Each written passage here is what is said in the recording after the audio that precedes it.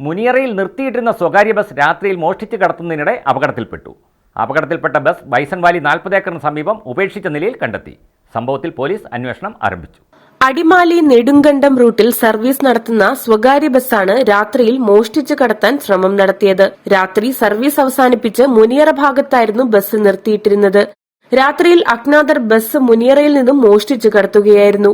മോഷ്ടിച്ചു കടത്തിയ ബസ് അപകടത്തിൽപ്പെട്ടതിനെ തുടർന്ന് ബൈസൺ വാലി 40 ഏക്കറിന് സമീപം ഉപേക്ഷിച്ച നിലയിൽ കണ്ടെത്തി. പാതയോരത്തെ വൈദ്യുതി പോസ്റ്റിലും മൺതിട്ടയിലും ഇടിച്ചാണ് അപകടം സംഭവിച്ചത്. അപകടത്തിൽ ബസിന്റെ മുൻഭാഗം തകർന്നു. സംഭവത്തിൽ പോലീസ് അന്വേഷണം ആരംഭിച്ചു.